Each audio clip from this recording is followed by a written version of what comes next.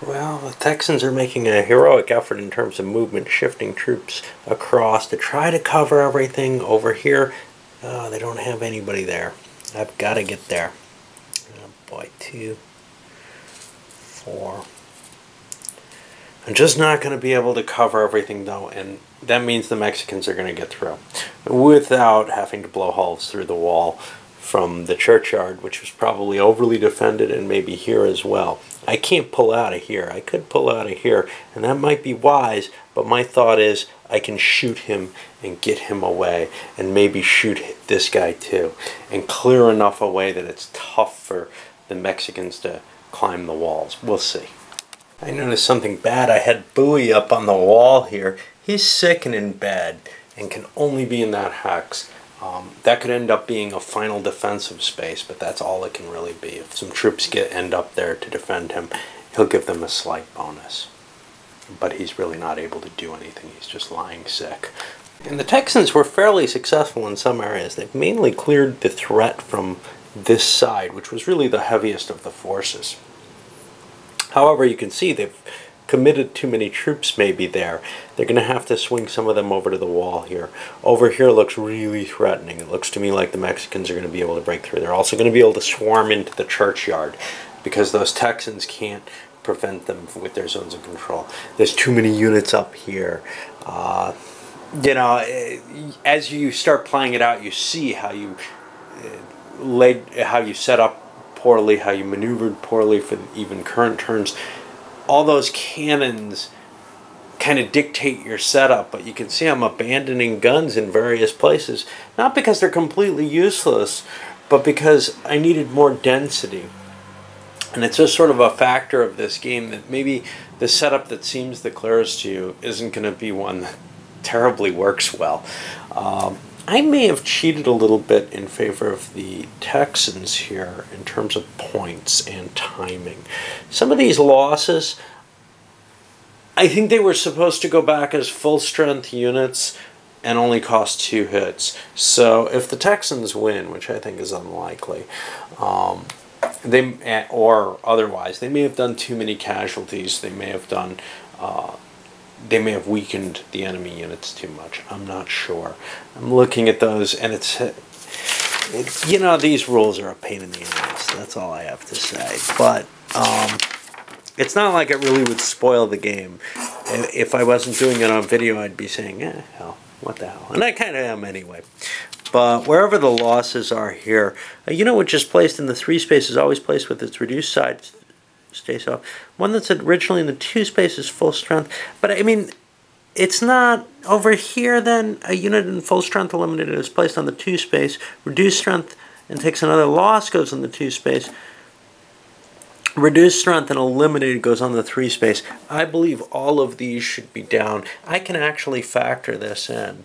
There's one that's not, and I'll just leave that one, I think. But I don't know if I got these right. So that's 1, 2, 3, 4, 5, 6, 7, 8 points off. But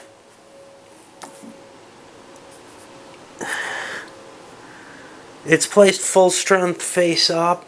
And I'm not sure all of these are that case. So what I'm going to do is I'm going to randomly push 4 of them here. And the other 4 I'll randomly put face up and try to make up for that.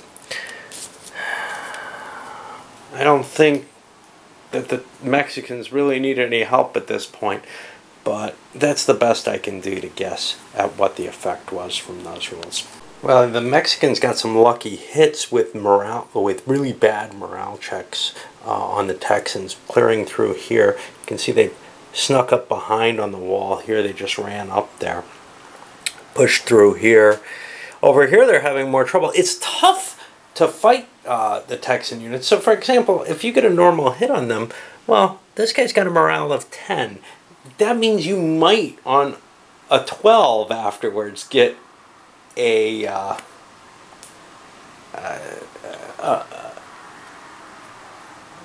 step reduction and a disorder. You need an 11 just to disorder him. You're not going to eliminate him. But some of the others, the lower morale ones, they can actually clear away with, you know, decent rolls, the same way the Mexicans can. And what we've seen is, well, in some of the places, some of the heavier attacks have been where the stronger units aren't. The strong units are here, and that's where I was most worried, but it looks like we've got some problems. This guy may have to run through this door to get out and out of a dangerous position, because he can't just defend there. He's in zones of control now, so he can't fire anymore, and that's really the problem. The Texans are really good as long as they can shoot, but as soon as they get locked in that melee, they're in a lot of trouble. Problem? He can't get out of here. He's stuck in melee. So he's pretty much doomed. And with the Mexicans on the walls, if I can't clear them, they can call their reinforcements in, which the Texans don't know, but they're coming in over here. Well, the Texans are doing what they can to try to stem the flow, pushing forces, hoping to get a fire on this, destroy it, then they can fire here. This guy's actually gone inside the building to shoot through there where he's got a defensive position. A lot of the pieces are tied down. The artillery up here can shoot over there.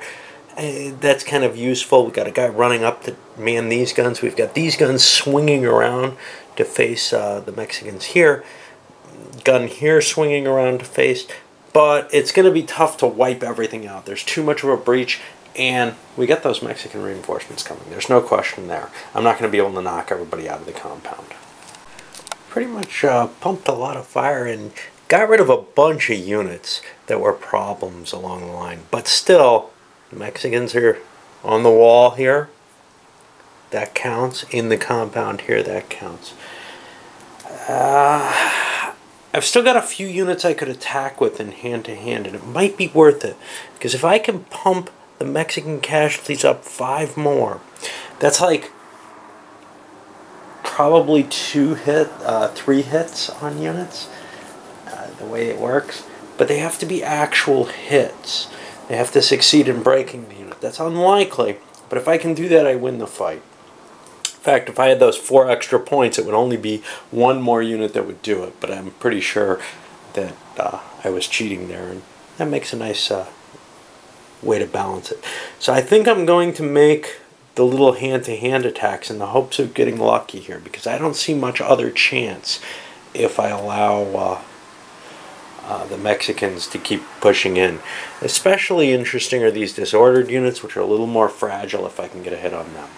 So the Mexicans, seeing that the attack is successful, committed the reserve, and we see a huge force here, another whole column in play, along with the replacement units that have moved forward. You even see some interesting situations like fighting through the gun slits going on. The Texans have a hard job on their hand. Basically, inflict the most, and this is how it always is going to end up, inflict the most losses, unless they can get to these limits, inflict the most losses and last as long as they can, which may mean running around and playing silly games inside the walls. We'll see. And the Mexicans have mainly broken through up here on this corner, and down here they managed to pick this guy off with a shot from here. The rest of them didn't do much good. Some debate, you know, which cannon do you want to knock out? One of them. Well, they're going to be able to get guys to these cannons no matter what, I think. It's more important to get more guys on and turn the guns. Means these are going to slide down. Got some of our leaders who got chased away as well. Lost Dickinson here. My eyes don't work very well, so I'm not sure if it's Dickinson or Dickerson. And my memory's not that good. Looks like Dickerson. Anyway, again, it looks like the Alamo is going to fall. The only question is, how long do they have? This goes up to 500. Some good shooting could turn this around, of course. Because until we get past here, the Mexicans aren't committed to fighting all out, no matter what.